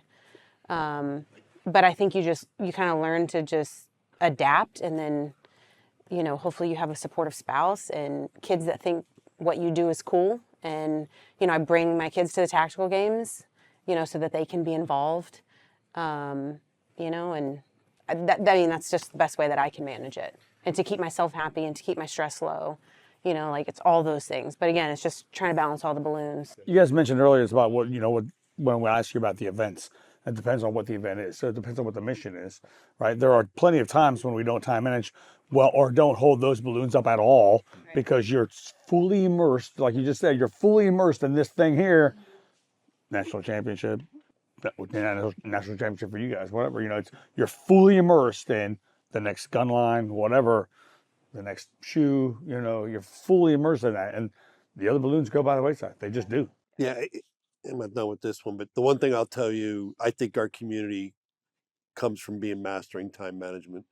The one thing for me being a flight lead was time was everything, plus or minus 30 seconds. Yeah.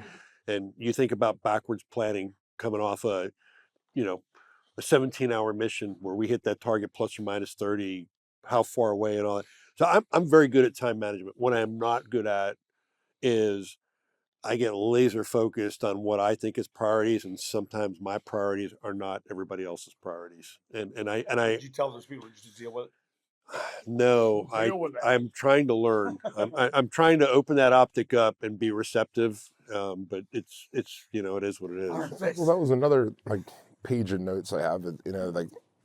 Kind of reaffirm some of the stuff you intuitively think, but there is I think a level of sacrifice, to achieve anything that's really hard or different or unique. I mean, you are sacrificing some other thing. You can't do it all to where time management, I guess, is probably a different task altogether than say balance. So I mean, you're task managing to you're time managing to try to get all the things you have to get done, but I still don't know I don't know if balance can exist with pursuing greatness or in anything. It depends on where your passion sits. No, that's, yeah. I mean, I've met great operators that decided I'm done. My family's my priority. And I'm like, God bless you. It should be. But I could never be that fucking guy that could not turn the mission off. I was the guy that had anxiety coming home from a deployment because I was going to miss the next op. And you have people like that, yeah, pretty much. But you understand, it's like, I think that sometimes, again, you need a Candace to tell you, hey man, that's not important. You're going to chill for 2 days. Roger, got it. Yeah. Well, and then I want to... I really think that's an important thing. I hear people, talk about balance all the time. I promise you, you're never going to get to the Army Marksmanship Unit, to one of the organizations that you guys worked with, national championship, running a successful, with balance. I promise it will not happen. But once you finally make it to wherever you've gotten to, if you want to stay there, you better find some type of balance. And that's one thing I saw in the AMU, guys would, you give up everything to get there, and that's great. After you've been there 2 or 3 years and you've kind of earned your keep, if you solely become, a great operator or a great shooter or a great whatever it is, that's going to end. And I in that class we talk about it. We didn't go into great depth this time, but I talk about you can climb the mountain. Eventually you can get to the top. There's nowhere to go except where? We're going down, right? So some of the mountains kind of plateau. Like for he and I, we're going to shoot competitions the rest of our lives. That mountain's going to taper off, right? We're going to get older and slower, and somebody's going to beat us, right? But if you're an operator in the military, you're freaking up on top. Again, you can get to the top. There's nowhere else to go, right? But that sucker freaking cliffs out, right? Because one day you're a team leader and the next day you're ETS out of the Army, and that can be a very difficult thing to deal with. And if you don't have anything else in your life, I think that, I've seen shooters, I've dealt with it personally. When that gets taken away from you, you kind of got to really look in the mirror, and that can be very, very difficult to do. So if you don't start building that mountain before this one ends, you either got to be accepting of coming off of it, or you have to have built the mountain to step off of onto the next one. It's difficult. The train leaves you. The train travels at about 150 miles an hour, give or take. It does. And once you, like you said, once you're at the train station, that train, you see how fast that thing went by? Right? Hey, I can't get back on. But the crazy thing is and I was there. It's hard, by the way. The crazy thing is where I used to sit there as a senior leader, and I could look at a guy and say, he's done. He's done. He is satisfied with going. Then there's retards like us that have to be told. More gunfight. It's you have to go. You're 30 years, you have to go. Julie, I'm going to bring her into it. You are coming into this situation. 3 decades being a firefighter, paramedic. It's your adult life, but you are a grandmother. You've got some crazy stuff going great with Kilo as a therapy dog. You're already starting to channelize future outlets.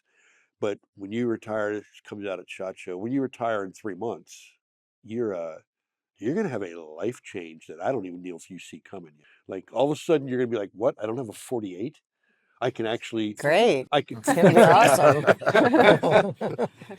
No, yeah, it'll be different, but I mean, it's time. I think that's why I'm still working a lot, like, because I want to get that last little bit in, you know. Yeah, I'm done in April. But like you said, I have plenty to do with Kilo. We'll still stay active and still do deployments, and then I'll still be with BP, and I'll have a lot more just, you know, time to do whatever. You get a nap on BP trips. Well, we'll see. That's our running joke. Like, unfortunately, I always have, because Julie produces for us, and I always have her at the high-end events, and I get a good debrief. And basically, I'm still learning to properly feed the force and properly rest the force. You got to feed the force down this time. You're getting better at the food. That's well, for sure. SHOT Show, which this airs at, I literally looked at Sean, and Sean is a freaking really good planner. And I said, here's the deal, brother. If we don't have a nutritious meal service every day at SHOT Show, I'm going to fucking hear about it. So let's get this right. So I think we're on the right path. One of the things, Mike, you brought up, and you were talking about the whole business cycle and giving stuff up and things like that. I think something that we have to do at our level, and this is something that I learned in the military and was never able to protect my people with, but in private sector I can. When I identify a high performer that has done the 3 years and has achieved that, I'm fucking burning. Our job is to take some of that off their plate and either one or two things. Create some of that work somewhere else, or put somebody underneath them and take that off them. So instead of me having a 4-year burner of a rock star and they leave, I have somebody that stays with me forever and continues to train, because I like to build from within. I do not like hiring from out. It's for, skilled positions, of course you have to, but I like to build from within and develop my people. And what I've noticed is now I've had a couple people that I have worn the fuck out, that I'm putting people underneath them and I'm taking some of their duties from them. That's the curse of a high performer, right? Is that you have so much confidence in that teammate that whenever you have some kind of crazy deadline, or I mean, there was guys that were working with me 2, 3, 4 o'clock in the morning days, or on stuff. And what sucks is that them being a high performer and you having so much confidence in them, you're tasking them with your most important things, or you're leaning on them because you know they'll get it done. And that, yeah, to be able to identify what that is, what I started looking at was like people, like teammates that you want to retain at all costs. And so there's got to be, a reward sector for that kind of output. There just is, and these things are. They're very easy to identify. They're obvious when you have this talent around you, right? And so yeah, building teams around them, taking off some of that stuff, and then kind of focusing it to where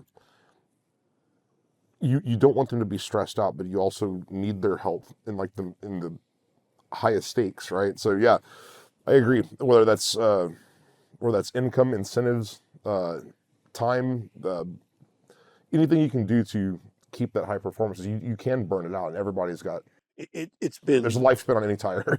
It's been the hardest thing for me to transition from being a senior military leader to being an executive in private sector, because I had no compassion in the military.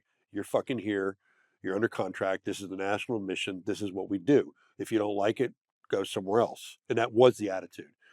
In private sector, that don't float. And you have to have the compassion, and you have to sit back, and you have to be like, how do I keep this person? And you know the deal. The high performers will never tell you they're crushed. We have to read that. They'll never admit it. We have to read that, and we have to do something with it. And that is one of the biggest learning points I've had since becoming an executive, and not just at the director level, of look at your people closer and take care of your people, because if you don't, you're going to lose them. And it's funny, because people that leave, everybody uses it, well, I got offered more money. I'll tell you right now, if you're providing the right atmosphere, people will work for you for less money, right? To me, like when I retired, it's kind of funny because we get some sick offers, but it's to do the same shit we were doing, and it's with some people that are not at our level. And that was not for me. But the two things I said when I retired is I've got to want to come to work every day, and I got to live somewhere I want to live. So I told that story on the first podcast you and I did, that we had 2 open positions and we had 2,500 applicants. yeah, And we legitimately hire on like chemistry and like give a shit, right? So the people we have around us, they're not there for the money per se. They're there for, you know, like the culture and the atmosphere and the things that we're achieving. But there's all kinds of other reward in incentive things to where it's not, those people aren't necessarily driven by money alone. There's other ways, I think, to show appreciation for that kind of work ethic. yeah, and it shows. I don't care if it's money, recognition. I'll give you an example, and it's not to put anybody in the spot here. You had 2,500 applicants. We probably get that in a month for people wanting to be ambassadors and brand reps for us. It's insane the people knocking at our door right now that want to rep BP Tactical and the brand. And my answer is always no. And if we see somebody special, we take a look at them. When was the last time I put a new ambassador on? I mean, we keep the circle small. But if you look at my crew, I don't care how many followers you have. You know, I really don't. I look at the person. You can call me out if you want. I won't call you out. I won't call him out. Yeah. The two of you are Together, absolutely we have. are absolutely what I want as an ambassador. And on social media, most people probably don't know who you guys are, and I don't give a fuck about that because that's not why I hired you. Nor do I. Yeah. Yeah. I mean, it's you, the person. It's you, the fit. It's you, That's why when somebody comes up to SHOT Show, I'll tell you, if I had the wrong ambassadors, if somebody walked up to you at SHOT Show, I'd walk up and push you away and be like, "What do you need?" You know, you have the wrong people, right? Now this one's got some followers, but I think it's some of that dog. I think she's, you know, blah blah blah and all that kind of stuff, and then it's her. Thank you for the blah blah. But I mean, that's how I found her. But anyhow, hire the right people, keep the right people, and take care of your people. And that is something that when I talk to other people, when I hired, we have a female. It's my operations manager. Emma is a rock star. She came in and we didn't have 2,500 people, but I had them neck it down to quite a few. And then we had all these cuts. And they finally, when I looked at it, it was like 25 people and I cut it to 11. And I was training somebody how to do interviews that did not know how to interview people. And he's a team guy. And I interviewed 11 people in one day. And Emma came in, it was the first interview. And I looked at him and I'm like, "What do you think?" He goes, "She matches her resume." I'm like, "No, she's hired. These next 10 interviews are for no reason whatsoever. We're hiring her." I knew she was the fit. A lot of times it's pretty obvious, you know, what that chemistry is or whatever. It's just innate, you know. So no, I'm grateful. I'm grateful for my team, and I'm grateful for the work they all do. And hopefully we can start, as we grow, giving them all the resources they need to just keep doing it, man. No, I like it. So Kirt, one of the things I want to put you on the spot about mindset. You volunteered it, so I'm going to go there. I know you had a disappointing nationals, Right. And then I actually got with Julie, and I'm like, I'm going to bring him to the Patriot Games. I'm going to bring him down here. It's going to do two things. One, it's going to reset Kirt. He's going to leave feeling good. Mm-hmm. And two, it's going to show the athletes in the Patriot Games what the athletes at the elite level in the tactical games look like, which they needed to see. You came in there, 2-day event, and your first day you did not have a great day. Not a great day. We walked and we talked, and I'm like, "Fucking flush it, let's go." And you looked at me and you're like, "I'll be back tomorrow." What point? I mean, it was like 100-point deficit, right? 150 points. This guy, on day 2, we were like, "What the fuck?" I mean, this guy on day 2 didn't lose a thing, never showed a sign of weakness, and it was literally like the Kirt show. The Tom Brady of tactical athletes. So he came to I think my stage was the first one you came to, right? And it was the first 2 stages were the 2 hardest fitness stages of the event. And this was the first time I had ever RO'd and was kind of seeing what the athletes could do. And I was a little disappointed at some of the performances, because what I realized is the weights that some of these elite athletes were throwing was too much for them. And then I saw a Tactical Games athlete come in, and I'm like, okay, this is what I'm used to seeing. And it just reset my gyro, and I was watching him do this. And then it got interesting with the shooting and all that kind of stuff. But how were you mindset wise between nationals and that day one? I mean, talk to me about that day two, how you fucking flipped that switch and just did that reset. Yeah. So, and I mean, it's really interesting because it happened on stage 3 at the Patriot Games, which it was stage 3 at nationals that I got DQ'd, right? So it's all very interesting how it occurred. And so, but when it happened, I was like, really? I was like, come on, man. I was like, cut me a break, right? You know, and so luckily I was reading that book, you know, How Bad Do You Want It? And, you know, because I really, especially after nationals, like it took me a minute. You know, when I walked up to you, I was holding back like tears because I'd worked so hard to get to where I wanted to be. And I knew I had what it was going to take that weekend. So I remember the conversation almost a year ago when I brought you on. And I was like, just because of your background and the conviction you had, I was like, this is one of my guys. Yeah. Yeah. But so like, you know, it happened. And then I even came over to your stage and did horrible on the El Pres and the OTC or OTR, or ORT, sorry. And I was just like, you know, I wasn't there. I knew it. I was like, all right. And so I went back home and just was like, started reading the book and got back into it. And I was like, man, this is an opportunity, right? So this is an opportunity for me to go out.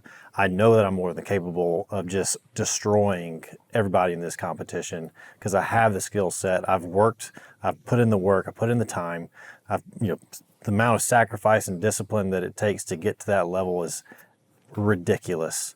And so I was like, all right, you can take this as an opportunity. I looked at the score sheet. I was down like around 150 points. All right. And I was like, that's a pretty substantial amount to make up over Slightly. over 4 stages, because all I had was 4 stages left. Yeah. And so I was like, you know, these guys are they're going to get points, right? So I'm not going to get like 100 points on any of them. So I have to beat them so bad and I have to make up that distance. I was like, all right, let's take it as a challenge. Let's see what I got, you know? All right. And so I showed up because, you know, I was like, I want to, you know, Bruno brought me down here to do this. I want to show him what I got. And so I went out there and I said, just execute. Just make a plan and execute. And so I went out there and I executed flawlessly and ended up putting, not only did I make up the 150, I put another 12% on top of them. I walked over to her at one point, and before I opened her mouth, she's like, have you seen Kirt? I'm like, oh yeah. Kirt's back. Oh yeah. Yeah. He might not be able to walk tomorrow. But Oh yeah. Well, hey, let me just say one thing, and this is to the Patriot Games athletes. There are some really good athletes out there. Absolutely. Don't get me wrong. There are some very good athletes out there.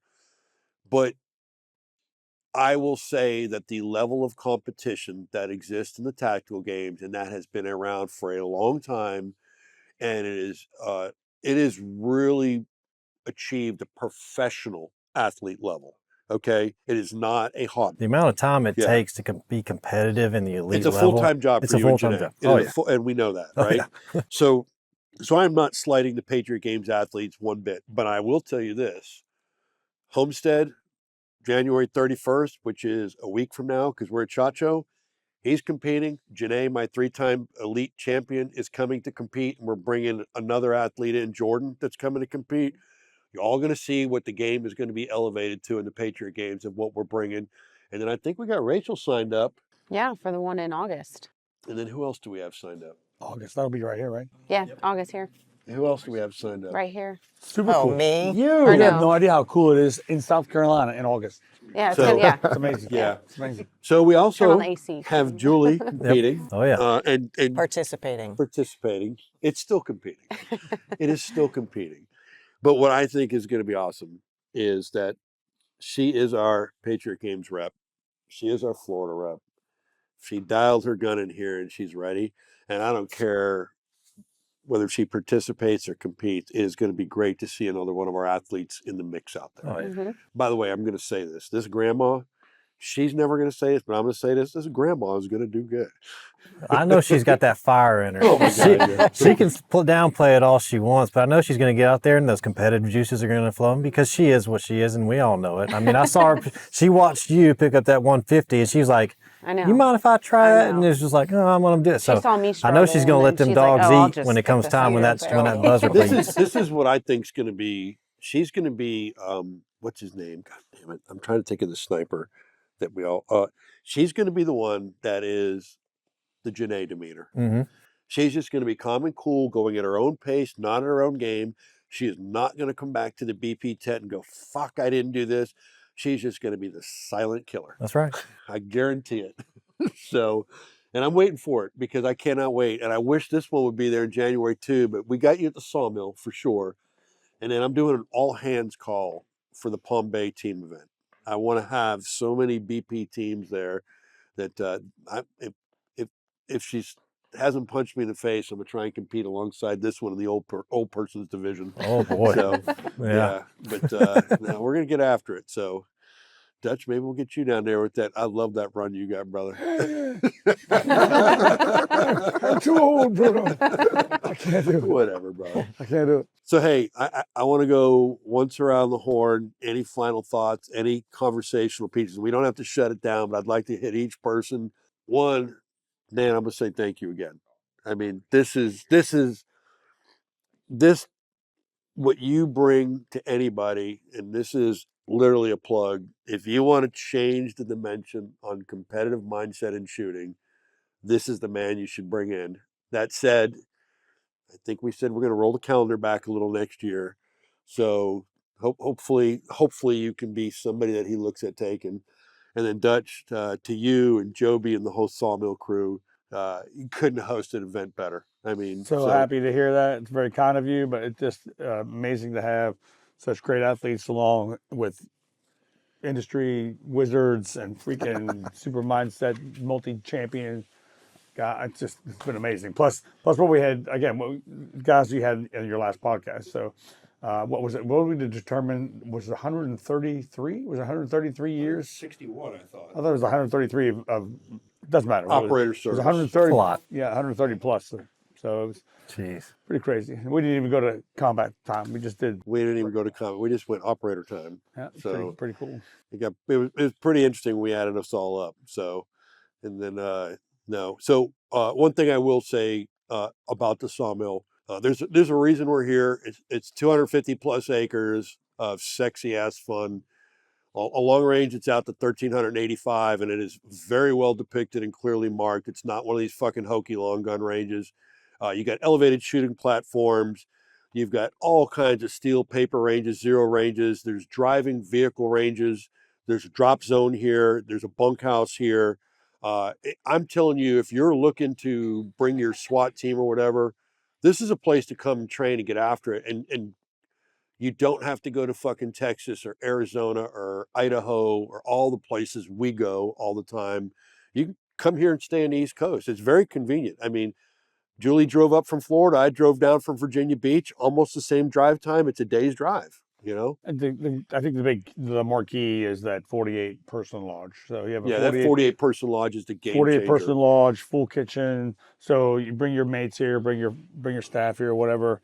We'd love to see you, by the way. Yeah, no, we're going to definitely host Bring something your here. This has staff been amazing. and figure something out. Yeah. We have a plan. You need to join us in July. Dutch, anything? Thanks, brother. No, it's been amazing. I don't want to beating a dead horse. All right. Well, let's go around the horn one. Mike, any final comments, thoughts, any pearls of wisdom you'd like to give us? And everybody now, since I'm starting over there, you have time to think. It's not enough time. No, it's been an incredible couple of days. It's humbling. There's a lot of interesting people here, like all giants in their own fields, you know, and what's interesting I got to sit and have a lot of separate individual conversations with everybody, and you know, a lot of the challenges that that I might face that I feel like are unique to me, they're really not. I mean, like, everybody's been through something similar, and to kind of talk that through, have like that neat network. The presentation that you gave, man, like, seriously, that's you should write a book. Appreciate it. You really should. I'm just grateful. The facility is amazing. dude, we're definitely going to be. I'm going to bring my team out here. They would go ape shit. Thanks, Bruno. Yeah. So for you guys have all heard it, Sons of Liberty and Born Primitive. It's probably our best business relationship out there. We literally are talking weekly. It's what we shoot. It's what we believe in, and it's an ethos as well as a product thing. And we're very excited for things that are coming in the future.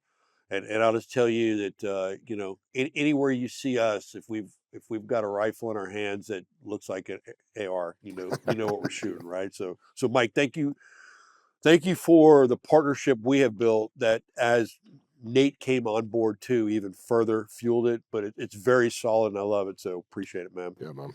Yeah. Kirt, what do you got, man? Oh man, I'm extremely humbled to be here. You know, when I first talked to you at SHOT Show, like I knew it was, you know, a shot in the dark, and what you miss 100% of the shots you don't take. So incredibly thankful for you to give me an opportunity to be here, and like as it's, you know, our relationships developed, and you know, getting invited to something like this and surrounded by the type of people that you surround yourself with is just like an unbelievable experience. So I'm truly grateful for that, and I know it's just going to continue to elevate me in ways that I probably can't even really imagine yet, because I haven't been around people of this caliber in such a close-knit circle. So it's truly incredible opportunity and experience, and I'm extremely thankful for it. And you know, I've been wanting to get a hold of this guy for a while. I tried earlier this year, and I'm pretty sure he gave me the wrong number.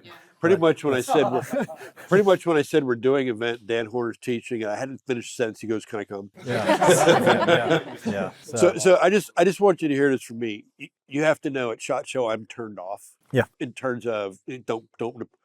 You made such an impact on me. I'm like, we're talking. Like you belong in this crew. You are going to be a national champion. I frickin' know it.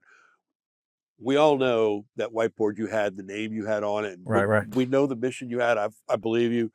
I love taking care of people that fit. I mean, I remember calling him up and going, "Hey, we got a deal. You want to go out to Hat Creek, Brian Morgan's place for a sniper challenge?" I'd love to go. I'm like, "Well, I'm going to pay you to go. How's that?" And he's like, "Fuck yeah, dude."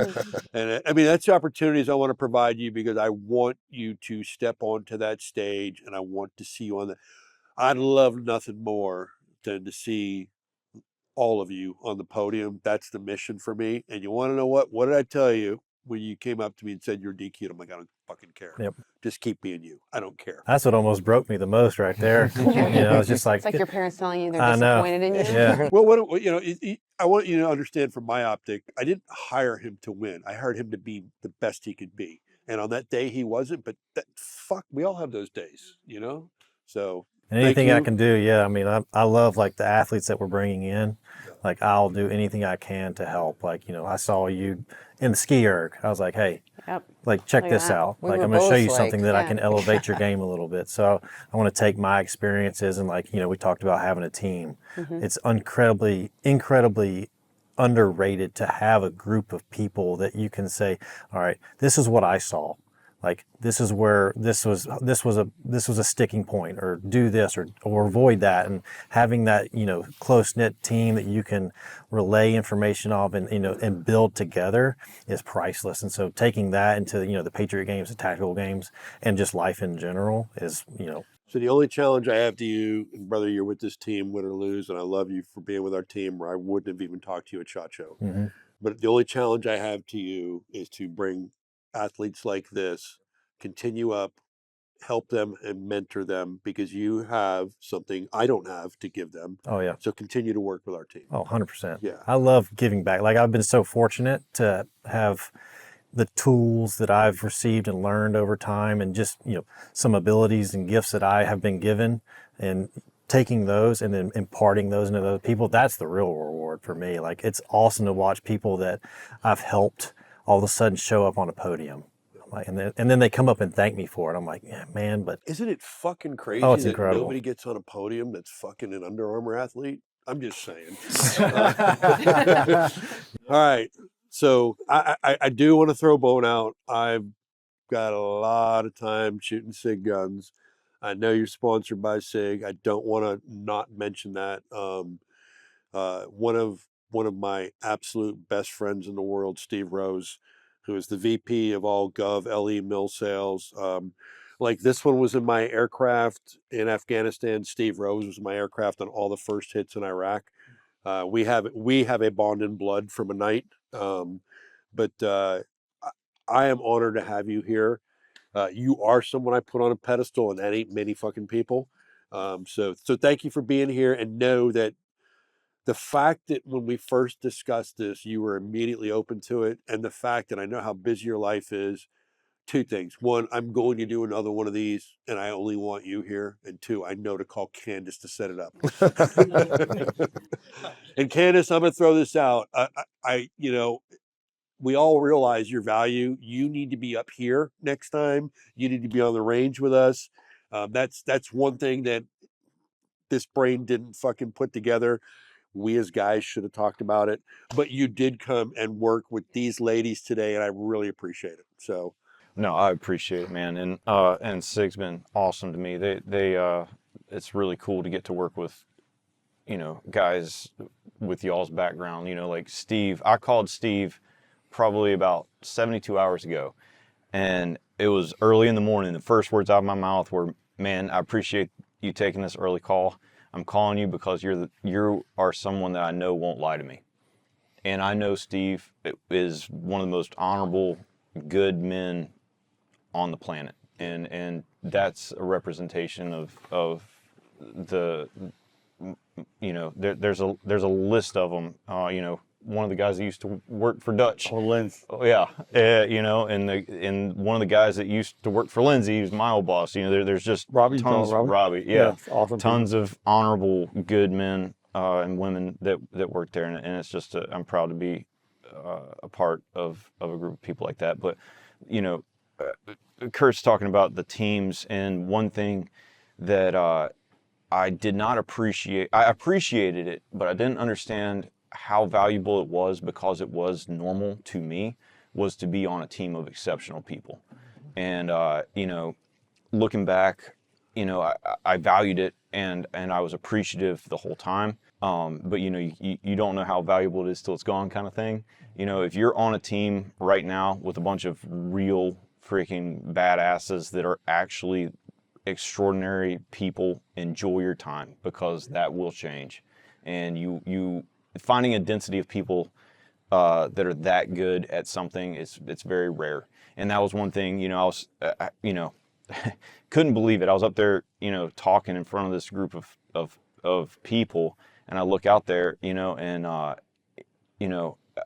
I don't think something that's very interesting about Born Primitive that I think is undervalued is Bruno brings together some extraordinary people. And I looked out there at the people sitting in that room, and you've got Hoist Gracie, you've got General Miller, you've got Dutch, you've got all of these incredibly accomplished people. And while I'm sitting there talking, I remember thinking, like, this is probably the highest density of personal accomplishment in a single room that I've ever been in.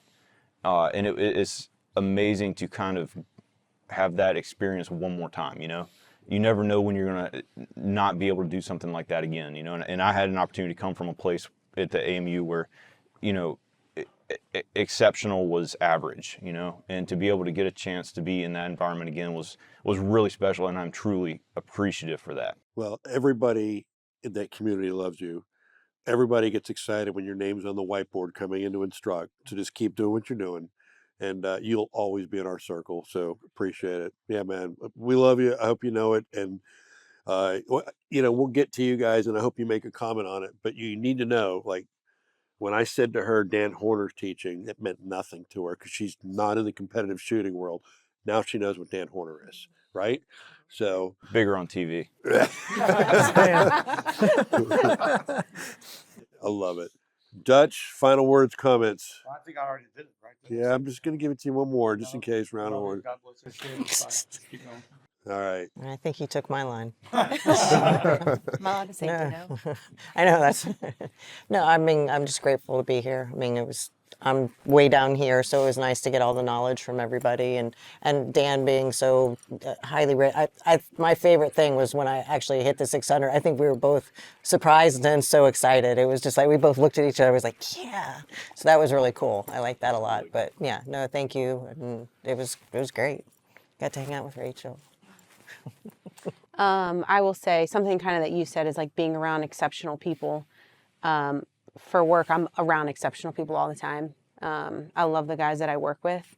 And that's one thing that I enjoy about BP is like every time I'm with you and with everybody that you're with, it's like being on that team. And that's really what draws me to, like I said, it's not me being away from home. It's like, oh, I get to go hang out with like my family. It's like my second family. And I would do anything that you asked me to do, go anywhere, you know, as long as I'm not at work, I'll be there because that's how I feel like our relationship is with BP, is a family. You guys, I've always said my ambassadors are an extension of my family, and I think I actually give my ambassadors more time than I give my actual family. But we appreciate having you on our team. We've done a really good job managing what you do for a living and keeping it quiet, I think, which is very important to me because I really believe in the quiet professional. And you're an amazing person, and you're more accomplished than we can really talk about on camera here to be a very unique person on that team. So you're a great fit for us. You're a fucking beast. You're a great shot. You know, every time you show up, I'm like, God damn it, is a fucking chick gonna show me up? So anyhow, you know, the two of you are amazing, and Janae and some of the other athletes we have, it's just a really good mix and fit. But I mean, ultimately, when it comes down to BP Tactical, I really think that you two are our primary flagship ambassadors because you do so many events. So to both of you, I really appreciate it. And Julie, I'll just say to you, she doesn't want to hear this, but I got to say something. So I've been trying to develop a national sales force. It's not an easy thing to do right. You know, I tap into, without going into it, I tap into somebody that sells hard goods, which is guns and suppressors. And I'm a soft good guy with uniforms. It's not an easy task to have them rep multiple brands. You have to create your own people. I'm really picky about who I work with. Julie was my first person to become a regional sales rep. And I gave her one of the three toughest states, the money states, Ohio, Texas, and Florida. And she's got Florida. And full-time firefighter, grandmother, all these things going on in life. And I can't count how many SWAT teams you've brought us. She is the one that came to me with the idea for a new uniform that is going to fit first responders, patrol officers, that we were not even looking there. And it potentially has the largest upside of anything we've ever made. So I appreciate it. Keep doing what you're doing. Keep doing what you're doing with Kilo, because he is absolutely an amazing sleeping dog over there. He was on Candace snoring.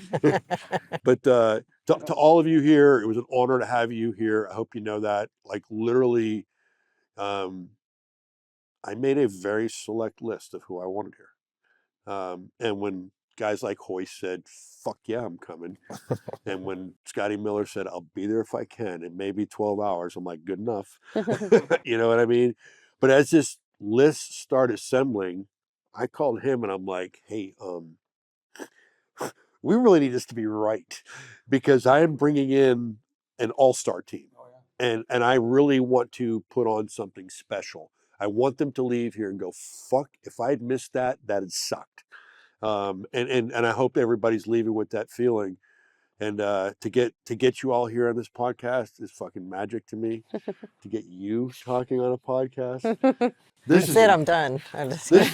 Wait a minute now. I got peak you on a and podcast and you punched a 600-yard target like it was nothing all day long. This is a day. So anyhow, thank you all very much. Any final comments before we tune out? No. Hey, so you've been watching the HOTWASH by Born Primitive Tactical. I hope you enjoy SHOT Show. All the new stuff we have, come swing by our booth.